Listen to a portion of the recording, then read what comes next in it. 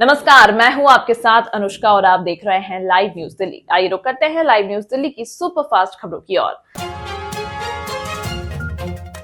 दिल्ली में बीजेपी का बड़ा झटका लगा है। बीजेपी नेता सुरेंद्र पाल सिंह ने आम आदमी पार्टी ज्वाइन की। वो 2 बार विधायक रहे हैं। किसान दिल्ली की तरफ बढ़ रहे हैं और उन्हें रोकने के लिए भारी पुलिस बल तैनात है। बीएनएस की धारा 163 लगी हुई है। दिल्ली की तरफ किसानों ने बढ़ना शुरू कर दिया है। इसी के चलते भारी पुलिस बल पहले से ही तैनात किया गया है। किसान आंदोलन को देखते हुए अंबाला जिले में शंभू बॉर्डर के आसपास कई इलाकों में इंटरनेट सेवाएं बंद कर दी गई हैं।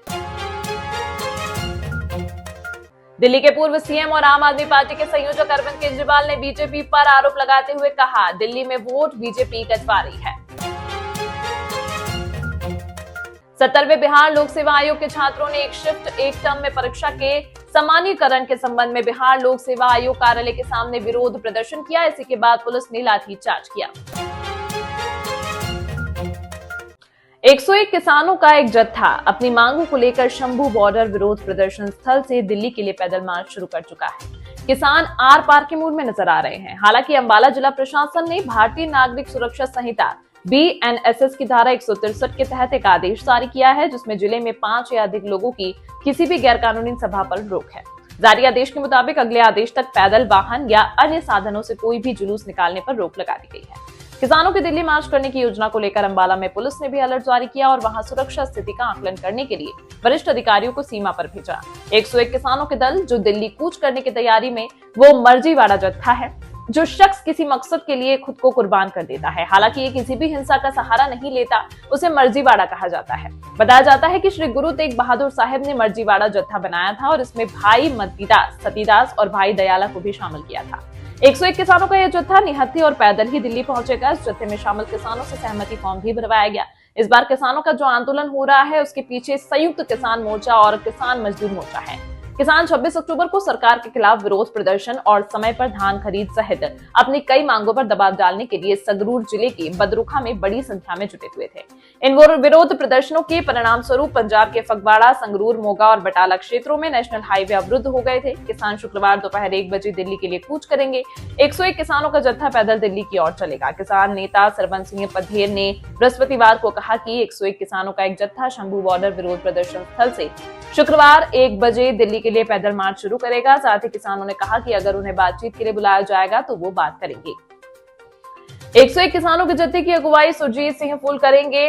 बलवंत सिंह बहराम के और अन्य किसान नेता भी जत्थे में शामिल रहेंगे। आंसू गैस से बचने के लिए किसान जेब में गीला रुमाल रखेंगे। किसानों को लग रहा है कि जब वो कूच करेंगे तो उन्हें रोकने के लिए हर कोशिश की जाएगी। हो सकता है इस दौरान आंसू गैस का भी इस्तेमाल किया जाए। आंसू गैस से बचने के लिए किसानों ने जेब में गीले रुमाल रखे हैं ताकि हर हाल में उनका कारवां आगे बढ़ता रहे। शंभू बॉर्डर पर किसान नेता सरबंस सिंह पंधेर ने कहा कि 101 किसानों का एक जत्था शंभू बॉर्डर विरोध प्रदर्शन स्थल से आज अपराह्न 1 बजे दिल्ली के लिए पैदल मार्च शुरू करेगा। पंधेर ने कहा, मार्च को चलते 297 दिन हो गए हैं और खनौरी बॉर्डर पर आमरण अनशन 11वें दिन में प्रवेश कर गया है।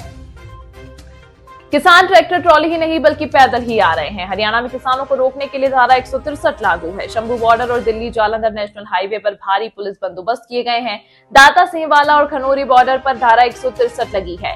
खनौरी बॉर्डर से कोई जत्था अलग से नहीं जाएगा। किसानों को हरियाणा में घुसने की इजाजत नहीं दी गई है। खनौरी और शंभू बॉर्डर पर हरियाणा पुलिस की 24 घंटे निगरानी की जा रही है। पंजाब से आने वाले वाहनों की राज्य की सीमा पर कड़ी जांच हो रही है। अंबाला पुलिस ने शंभू बॉर्डर के पास फिर पक्की बैरिकेडिंग की है। 9 दिसंबर को पानीपत में पीएम के कार्यक्रम को लेकर भी सुरक्षा कड़ी की गई है। कांग्रेस सांसद अभिषेक मनु सिंघवी ने इस विवाद पर सफाई देते हुए कहा है कि जब वो राज्यसभा गए थे तो उनके पास 500 रुपए का एक नोट था। मैंने ऐसा पहली बार सुना। मैं 12:57 पर सदन में पहुंचा था और 1 बजे वहां से निकल गया। उसके बाद मैं 1:30 बजे कैंटीन में बैठा और फिर मैं संसद से निकल गया। 1984 सिख विरोधी दंगा मामले पर आरोपी सज्जन कुमार और बलवंत खोखर की जमानत याचिका पर 2 हफ्ते के लिए सुनवाई चली। सुप्रीम कोर्ट ने आज सीबीआई को 2 हफ्ते का समय दिया। सज्जन कुमार और अन्य आरोपी के आचरण की जांच कर रिपोर्ट सौंपने के निर्देश दिए गए। महाराष्ट्र विधानमंडल का विशेष सत्र कल से शुरू होगा और 9 दिसंबर तक चलेगा। बीजेपी के सबसे सीनियर विधायक कालिदास कोलंबर को प्रोटेम स्पीकर बनाया जाएगा, जो अन्य नवनिर्वाचित विधायकों को शपथ दिलाएंगे। 9 दिसंबर को विधानसभा अध्यक्ष का चुनाव होगा और बहुमत साबित की जाएगी। बाबरी मस्जिद विध्वंस को आज 32 साल पूरे हो गए हैं। इसी के चलते अयोध्या में आज सुरक्षा बढ़ाई गई है। शहर में पुलिसकर्मियों और एटीएस कमांडो को तैनात किया गया है। आरबीआई ने लगातार 11वीं बार ब्याज दरों में कोई बदलाव नहीं किया। आखिरी बार ब्याज दरों में बदलाव फरवरी 2023 में किया गया था, जब ब्याज दरों में 0.25% की बढ़ोतरी की थी। उसके बाद से रिजर्व बैंक की ओर से ब्याज दरों में कोई बदलाव नहीं किया गया। आरबीआई गवर्नर की प्रेस कॉन्फ्रेंस शुरू हो चुकी है। बड़े फैसलों पर सबकी ही नजर टिकी हुई है। संभल हिंसा का आज 13वां दिन है। शुक्रवार होने के चलते शाही जामा मस्जिद में जुमे की नमाज होगी। प्रशासन अलर्ट है। शहर में 30 मजिस्ट्रेट के साथ पीएसी और आरएएफ की तैनाती की गई है। जामा मस्जिद के पास स्थित कब्रिस्तान में सर्च कर रही पुलिस टीम को गुरुवार को 3 खोखे और एक मिस फायर कारतूस मिला है। इसमें 2 खोखे 7.65 mm के और एक 12 बोर के हैं। 7.65 mm और 12 बोर के खोखे पर यूएस मेड लिखा है। इससे पहले 3 दिसंबर को एक पाकिस्तानी खोखा और 5 कारतूस मिले थे। हिंसा में विदेशी कारतूस का इस्तेमाल होने से जिला पुलिस केंद्रीय जांच एजेंसियों से भी संपर्क करने की तैयारी कर रही है। एसपी कृष्ण कुमार बिश्नोई का कहना है कि खोखे व कारतूस को बैलिस्टिक एक्सपर्ट के पास भेजा गया है। उनकी रिपोर्ट आने के बाद कार्रवाई की जाएगी। 7.65 mm वाले कारतूस देश में प्रतिबंधित हैं। विदेशी कन्वेंशन को भी देखा जा रहा है। मुख्यालय से समन्वय स्थापित कर राष्ट्रीय जांच एजेंसी को भी अवगत कराया जाएगा। संभव है पूरे मामले में कोई बड़ी साजिश पर्दे के पीछे से भी हो रही है। सिविल जज सीनियर डिवीजन की कोर्ट ने 19 नवंबर को जामा मस्जिद के मंदिर होने के बाद वाद दायर होने पर सर्वे का आदेश दिया। पहली बार उसी दिन एडवोकेट कमिश्नर रमेश राघव ने वीडियोग्राफी कराई। इसके बाद 24 नवंबर को दूसरी बार वीडियोग्राफी कराने के दौरान हिंसा हो गई। पथराव और फायरिंग में 4 लोगों की मृत्यु हो गई। 30 से अधिक पुलिस अधिकारी घायल हुए। मंगलवार को जामा मस्जिद के पास नाले और झाड़ियों में तलाशी के दौरान पुलिस को 6 कारतूस व खोखे मिले थे। इनमें से एक खोखे पर POF पाकिस्तान ऑर्डिनेंस फैक्ट्री लिखा है। यह 9 mm का है। 32 बोर के कारतूस पर मेड इन यूएस लिखा होने से उसे अमेरिका का माना जा रहा है। यह मिस फायर चलाने के बाद भी फायर ना होना है। FN स्टार लिखे तीसरे कारतूस की फॉरेंसिक टीम जांच कर रही है। इसके अलावा 3 कारतूस देसी मिले थे। जुमे की नमाज को लेकर संभल में सतर्कता बरती जा रही है। 30 अधिकारियों को मजिस्ट्रेट के रूप में तैनात किया गया है।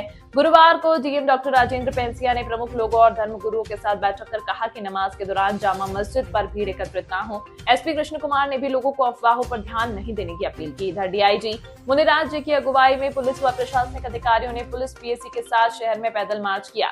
23 जून 2024 को एक गांव में कार से टकराकर ग्रामीण गौरव की मृत्यु होने के मामले में एसएसपी श्रीचंद ने जांच शुरू कर दी। उन्होंने शिकायतकर्ता गौरव के पिता समरपाल सिंह के हादसे से जुड़े साक्ष्य मांगे हैं। साथ ही चार्जशीट को न्यायालय से वापस मंगाने की भी कार्रवाई शुरू कर दी है। इस मामले में पुलिस ने फहद को चालक बताकर जेल भेजा था।